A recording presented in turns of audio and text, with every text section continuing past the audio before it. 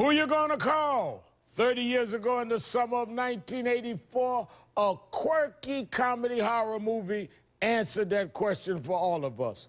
Ghostbusters. It was a blockbuster hit, a supernatural comedy about a group of university parapsychologists who run a ghost removal service, starring Bill Murray, Dan Aykroyd, Harold Ramis, and Ernie Hudson as the four Ghostbusters, protecting the city from paranormal monsters and sliming disasters of biblical proportions. What do you mean, biblical? What he means is Old Testament, Mr. Mayor. Real wrath of God type stuff. Exactly. Fire and brimstone coming down from the skies. Rivers and seas boiling. 40 years of darkness, earthquakes, volcanoes. The dead rising from the grave. Human sacrifice, dogs and cats living together, massive... The finale involved a memorable battle with the terrifying 100-foot-tall Stay Puft Marshmallow Man. The film was so popular, it even spawned a sequel 5 years later.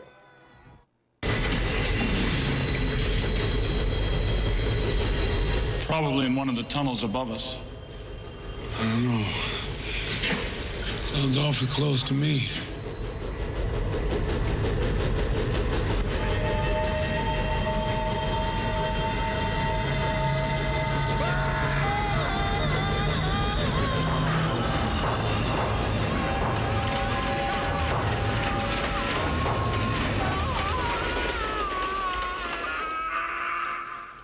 It's a classic that's even more popular today than when it was first released 30 years ago.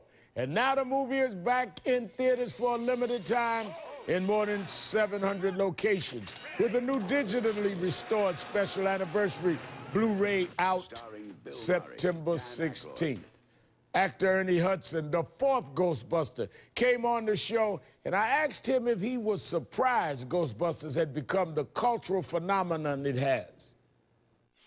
You know, when I read the script, I knew it would be, it was really special. And when I met the guys, I knew it would be a hit, so I wasn't surprised by that. But after about 10 years, people were still loving the movie. And 20 years and now 30 years, people have their jumpsuits and their backpacks. Right. They turn their cars into ectomobiles. That's a surprise. You mentioned the guys. How was it working with Bill Murray and Dan Aykroyd and Harold Ramis? You know, they had worked together in Saturday Night Live, and they had spent a lot of years together, so they were kind of like family. But they were very inclusive. It was great working with them. I think I laughed more doing Ghostbusters than any movie I've made. I've been very blessed to have a good career. But, yeah, it was a lot of fun on the set. The guys were great. I want to play you some of the most memorable clips from Ghostbusters. Let's watch this. What happened? Are you okay? He slimed me. That's great! Okay, who brought the dog?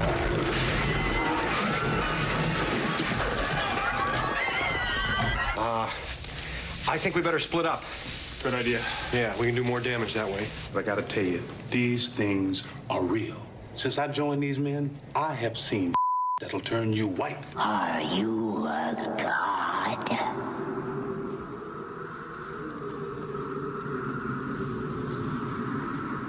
No. Then...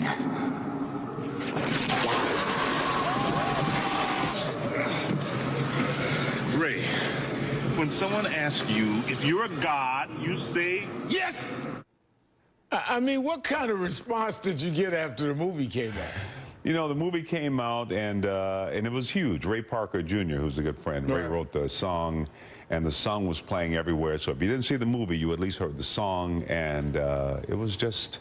It was a phenomena. It just became part of our culture. I heard that after the movie came out, people started coming knocking on your door, which was totally unexpected by you. I was like the local tourist attraction. If you stopped at the corner grocery store, they'd say, hey, you know that actor Ernie Hudson, the black guy? He lives at 1476. And people would knock on the door and go, oh, my God, it's really you. And so it just became overbearing. I used to tell the joke, I went to Hollywood to be rich and famous. I never realized you could be poor and popular. You had some pretty memorable lines in both movies. Let me play one of those. Watch this. Sure. Well, let's say this Twinkie represents the normal amount of psychokinetic energy in the New York area. According to this morning's sample, it would be a Twinkie 35 feet long, weighing approximately 600 pounds. That's a big Twinkie. Winston had quite a few lines. You know, you make a movie, you say the words, you hope somebody will hear it first and remember. The fact that they're still quoting it 30 years later, that's quite a compliment. Now, you mentioned you've been acting 50 years. Yes. What did Ghostbusters mean to you in your career?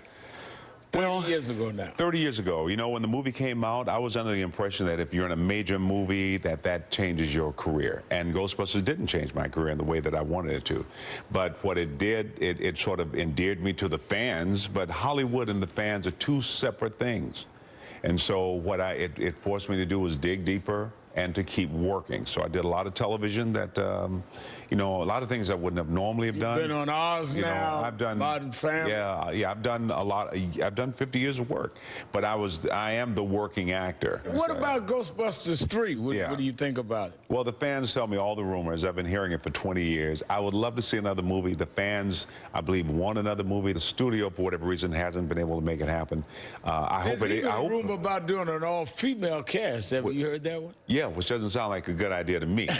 You know what I'm saying? Well, I want you to know that you and Ghostbusters 30 years later are still the hottest thing in many of our homes. Well, thank you so much. I want to give you this Ghostbuster T-shirt, if you don't already have one. Let you know that we love you and we love what you do. And so on behalf of the Ghostbusters, keep on busting. Yeah, Injustice Buster and Ghostbuster. I'll wear this to the next time I see a Tea Party rally. Oh.